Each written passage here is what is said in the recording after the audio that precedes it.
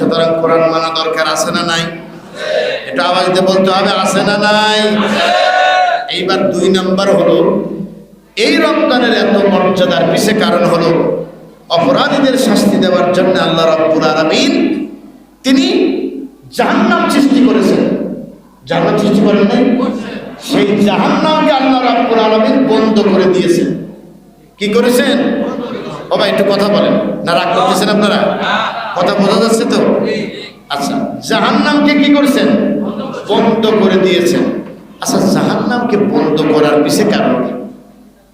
জাহান্নামকে বন্ধ করার পিছে কারণ হলো, যে মাসে কোরআন নাজিল হলো সেই লোকটা যদি এত মর্যাদা হয়, ওই লোকটা যদি কোরআন মারার চেষ্টা করে, তাহলে ওই লোকটাকে আল্লাহ জাহান্নামও দিবেন। আর একটা ইঙ্গিত দিয়ে দিয়েছেন। আল্লাহু আকবার বলেন। সুতরাং কোরআন নাজিলের এই মাসে আমরা যদি কোরআনের অনুসরণ করি, তাহলে জাহান্নাম আমাদেরকে ধরতে পারবে না। ঠিক কিনা বলেন? সুতরাং জাহান্নাম থেকে আল্লাহ আমাদেরকে মুক্ত করবেন। 3 নাম্বার কারণ হলো, জান্নাতের দরজা আল্লাহ খুলে দিয়েছেন। সুবহানাল্লাহ বলেন। ফতিহাতে আবওয়াবুল জান্নাহ, আল্লাহ পাক জান্নাতের দরজা সমূহ, আল্লাহু আকবার বলেন, বহু বচন ব্যবহার করেছেন যে সব দরজা আল্লাহ খুলে দিয়েছেন জান্নাতের। সুবহানাল্লাহ। ইজা দাখালা শাহরু রমাদান, যখন রমজান আসলো সাথে সাথে আল্লাহ জান্নাতের সব দরজা খুলে দিয়েছেন। এর পিছে কারণ কি জানেন? আমি অল্প করে বলতেছি। এর পিছে কারণটা হলো, মুমিন ব্যক্তি যদি এই কোরআন নাজিলের মাসে কোরআন অনুযায়ী জীবন করে আর কোরআন অনুযায়ী সবকিছু মানে এবং করে, আল্লাহ রাব্বুল আলামিন জাহান্নামের দরজা তার জন্য বন্ধ করে জান্নাতের দরজা খুলে রেখেছে। মরার পরেই সে জান্নাতে ঢুকে যাবে। কিন্তু আমার প্রশ্ন, জান্নাতের দরজা খোলা আর জাহান্নামের দরজা বন্ধ, তার সাথে সাথে শয়তানকেও আল্লাহ বন্দী করেছেন। কথা বল না কেন? আচ্ছা, শয়তানকে বন্দী করলো, তাহলে শয়তানি কাজ কেন এখনো বন্ধ হয় নাই? কথা বল না কেন? ভাই সব নাই, শয়তানকে আল্লাহ শৃঙ্খলা আবদ্ধ করলো, কিন্তু শয়তানি কাজ বন্ধ হয় নাই। শয়তানি কাজ কি বন্ধ হয়েছে? যারা বলতেছেন না নিঃসন্দেহে আপনারা করেন, তাহলে একটু ভালো করে উত্তর দেন। আমাদের সমাজের শয়তানি কাজ কি বন্ধ হয়েছে? আচ্ছা, বন্দী হলো শয়তান। আমরা সব সময় শয়তানকে দোষ দিই যে তোর কারণেই কি অপরাধ হয়। কথা বল না কেন? তার কারণেই তো দোষ দিই যে শয়তান ওই আমার কাজটা করাইছে। তো শয়তান যদি প্রশ্ন করে যে আমি তো এখন বন্দী, তোরা অপরাধ করিস কেন?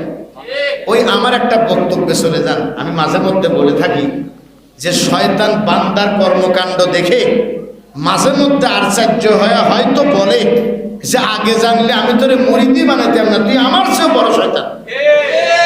কথা বল না কেন? এর কয়েকটা উদাহরণ শুনতে হবে। প্রস্তুত আছেন তো আপনারা?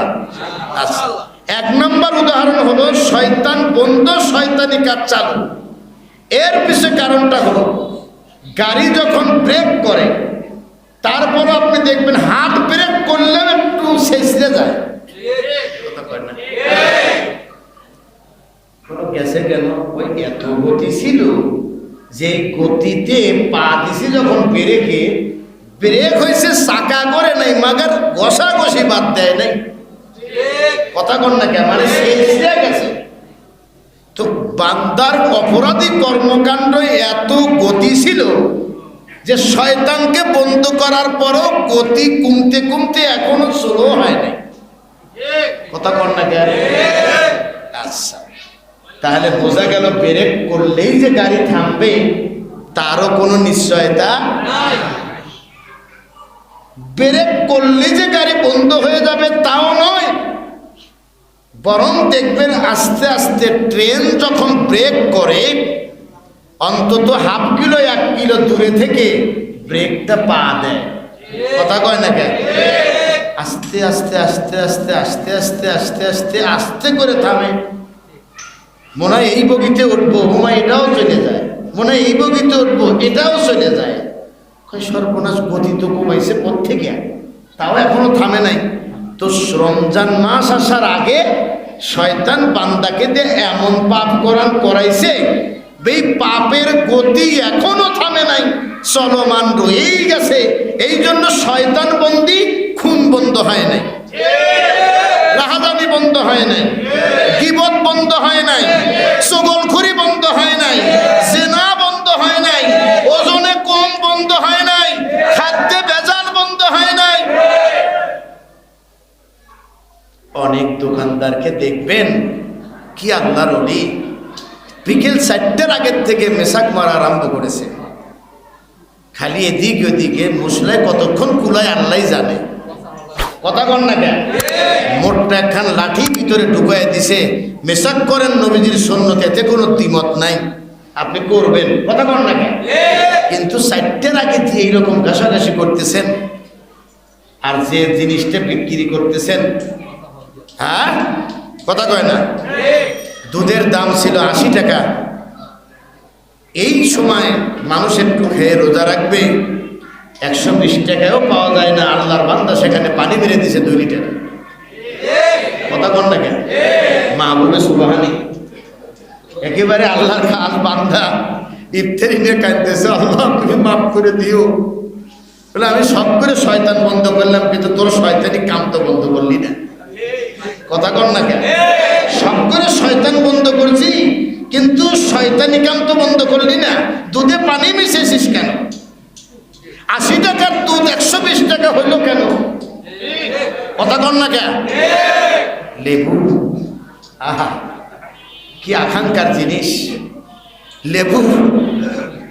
বিশ্বাস কতটুকু করবেন জানি না। আমার বাড়িতে আজকে 9ম রোজা, সুনির্দিষ্ট কোনো ফল আমি ক্রয় করি না, অধিকাংশ বাজার আমার পিয়ন করে। আর ওকে জিজ্ঞাসা করলাম কত কবে ফল কিনেছিস? আমি আমার সন্তানদেরকে বলি একটু জাল মুড়ি দিয়ে কিছু দিয়ে ইফতার করো, বা একটু প্র্যাকটিস করো যে গরিব মানুষ কেমনে করো। কথা কর না কেন?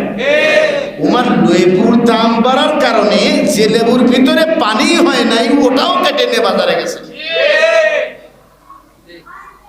চাষা খুব আমানতদার, চাষা ভালো করে জানে যে সিপলে পানি বের হবে না। লেবু কি মানুষ চাটার জন্য কেনে না পানির জন্য কেনে? লেবুর পানির রস বের হবে না, সিপলে পরে রস বের হয় না, সেই লেবু নিয়ে বাজারে গেছে। চাচা মেশাক করতেছে ঠিকই, কথা বল না। আচ্ছা, তারপরে আরেকটা কাজ করতেছে চাচা। এই সময় দেখবেন গার্মেন্টস ব্যবসায়িক যারা দোকানে রেডিমেড কাপড় চোপড় রয়েছে না, খুব বেশি অন্যায় করে না তারা, একেবারে আল্লাহর ওলি। 300 টাকার একটা পাঞ্জাবিতে খালি একটা শূন্য লাগাই দিছে, বেশি কিছু করে নাই। কথা বল না, শূন্যর কি কোনো দাম আছে? হ্যাঁ, বাম পাশে দিলে দাম নাই, কিন্তু টেনে দিলে দাম আছে। 1-এর কাছে শূন্য দিলে পরে 10 হয়, 10-এর কাছে শূন্য দিলে কি হয়? 100 হয়। 100 টাকার পাঞ্জাবিতে একটা শূন্য বাড়াই দিলে 1000 টাকা হয়। এরকম অনেক দেখবেন তসবি একখান হাতে নিয়ে, সব তসবি, ডিজিটাল তসবি বেরোয়েছে, চাপ দিলে পরে আল্লাহ আল্লাহ। কথা বল না কেন? এরপরে সুন্দর করে টিপতেছে সুবহানাল্লাহ সুবহানাল্লাহ। দাম ধরায় দিছে বেশি না, 500 টাকার পাঞ্জাবিতে এই পাশে একটা 2 লাগাই দিছে, 2500 টাকা হয়ে গেছে দাম। আমি আপনি কেনার জন্য গেছি, বললো ভাই কম তো বেশি না, কিছু মনে নিয়েন না, 2500 আছে না, আপনি 500 টাকা কম দিয়ে যান। কথা বল না কেন? আপনি 500 টাকা কম দেন। কথা কোয়া দেখে আপনি মনে মনে ভাববেন যে মনে হয় আমার মতো আল্লাহ তো ওদের সোর, এটা ওটা কিন্তু প্রকাশ করবে না। সোর না বলেন, বলতে ভয় পান। ভয় পান কেন? আমার অনলাইনে যাচ্ছে, এই যে লাইভ হচ্ছে, আমার কথা তো সব জায়গায় চলে যাবে। শোনেন, সমাজের কিছু ব্যক্তি থাকবে অপরাধ করবে, আবার সমাজের কিছু ব্যক্তি থাকবে তারা সেই অপরাধের বিরুদ্ধে কথা বলবে। কিসের চাকরি? রিস্কের মালিক আল্লাহ, ওই রাজ্জাকের প্রতি ঈমান আনো। আমি আসার আগে আমার ঈদগাহ মাঠে ফোন দিয়েছিলাম, একটু আগে কথা হয়েছে আমার গাড়ির মধ্যে, সভাপতি ফোন দিয়েছেন।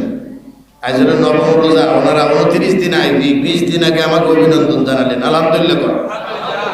আমি ওনাদেরকে সকালে মেসেজ দিয়েছি যে আপনাদের গতিবিধি কেমন, ইমামতির চাকরির তো কোনো গ্যারান্টি নাই, যদি না থাকে তাহলে আগেই বলেন আসসালামু আলাইকুম ওয়া রাহমাতুল্লাহ। প্রায় 10,000-এর ঊর্ধ্বে মুসল্লি নামাজ পড়ে আমার ওই ইমামের মসজিদে, ঈদগাহ মাঠে। আল্লাহু আকবার বলেন। গাজীপুর চৌরাস্তার জামজাইলে ঈদগাহ মাঠ, সেই ঐতিহ্যবাহী মাঠের কর্তৃপক্ষ কথা বললেন, আমি জানি যে ঈদগাহ মাঠে আমি যখন কথা বলি কে আমার ডাইনে কাউন্সিলর আছে, কে বামে কে আছে, এ দেখার টাইম হেলাল সাহেবের নাই। হেলাল সাহেব আজকে কথা বলবে আর মনে মনে ভাববে আগামী ঈদে চাকরি নাও থাকতে পারে। আল্লাহু আকবার কর। আমার রিস্কের মালিক কে? আল্লাহ সুবহানাহু ওয়া তাআলা। তা আমরা কোথায় জন্য গেছিলাম? যে শয়তান বন্দী থাকলো, শয়তানি করলো কে? এই কথাই গেছিলাম না আমরা? দ্বিতীয় নাম্বার কথা হলো, শয়তান আমাদেরকে কাজ করাতে করাতে এমন পর্যায়ে চলে গেছে, অনেক সময় দেখবেন পীর আমল করাতে করাতে একজনের খেলাফতি দিয়ে দেয়। কথা কয় না? খেলাফতি দিয়ে দেয় না? তুমি আজকের থেকে পীর। বলো কি করে? আমল করতে করতে এত দূরে পৌঁছে গেছো, তুমি আজকের থেকে পীর। তো শয়তানও আমাদেরকে আমল করাতে করাতে এমন পর্যায়ে নিয়ে এসেছে, বলো যে আমাকে করে আল্লাহ বন্দী করবে, কিন্তু এই এলাকার খেলাফতির দায়িত্ব করে দিয়ে গেলাম। কথা কন? তাহলে তুই এই কাজগুলো করবি না, নেশা বন্ধ হবে না, জেনা বন্ধ হবে না, খুন খারাপি বন্ধ হবে না, রাহাজানি বন্ধ হবে না, ওজনে কম বন্ধ হবে না, অবৈধভাবে ইনকাম বন্ধ হবে না, গীবত পরনিন্দা বন্ধ হবে না। এগুলো সিলসিলা যদি তোরা বন্ধ রাখিস তাহলে তোদেরকে মুরিদ বানায় কি লাভ হয়েছে? কথা কন না কেন? আল্লাহ শয়তান আল্লাহকে বলছিল, আল্লাহ আমি চলে যেতেছি ঠিকই, কিন্তু তোমার বান্দা কিন্তু আমি একেবারে আরো সাথে ঝুলাইয়া ছাড়বো। তো কেন?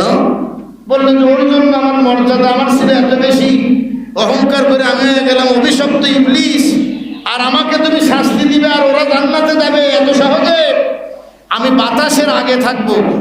কথা কন? বাতাসের আগে থাকবো, শিরায় উপশিরায় ঢুকবো, ঢুকে রন্দে রন্দে প্রচনা দিয়ে ওদের অপরাধ করাবো। আর আমি একা জাহান্নামে যাব না, জাহান্নাম তুমি একটু বাড়াও, আমি এদেরকে জাহান্নামে নিয়েই ছাড়বো। আল্লাহ বললেন ঠিক আছে, আমিও আমার কথা তোকে বলে দিচ্ছি, আমার বান্দা অপরাধ করতে দেরি হবে, বান্দা উপর দিকে তাকায়া আমি আল্লাহর কাছে ক্ষমা চায় মাথা নিচু করার আগে আমি আল্লাহ মাফ করে দেব।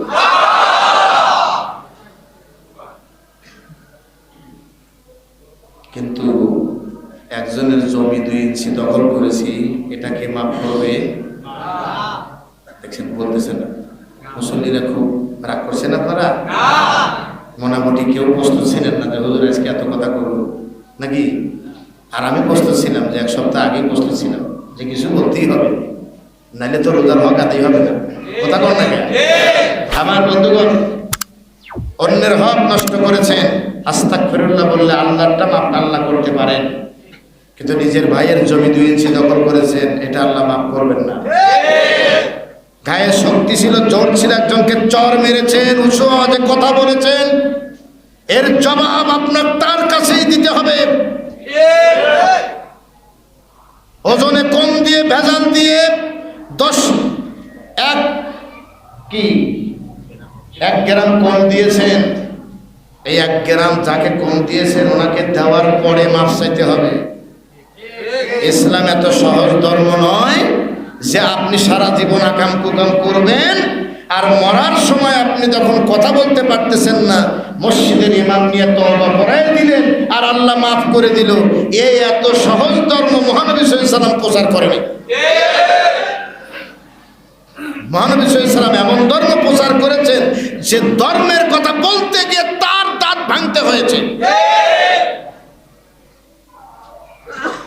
সুতরাং কথার যেন আমাদের কোনো অবুঝের কিছু না থাকে। তো শয়তান বন্দী, শয়তানি কর্মকাণ্ড এই জন্য চলছে। মেহেরবানি করে এই শয়তানি কর্মকাণ্ড বন্ধ করবেন। আপনি নিঃসন্দেহে জেনে রাখবেন যে আমরা শয়তান, বড় শয়তানকে আল্লাহ শৃঙ্খলে বন্দী করেছেন। তাহলে এখনো যখন আমরা অন্যায় চালায় যাচ্ছি, বোঝা লাগবে যে আমাদেরকে শয়তান এমনভাবে গ্রাস করেছে যে আমরা এর থেকে মুক্ত হতে পারিনি।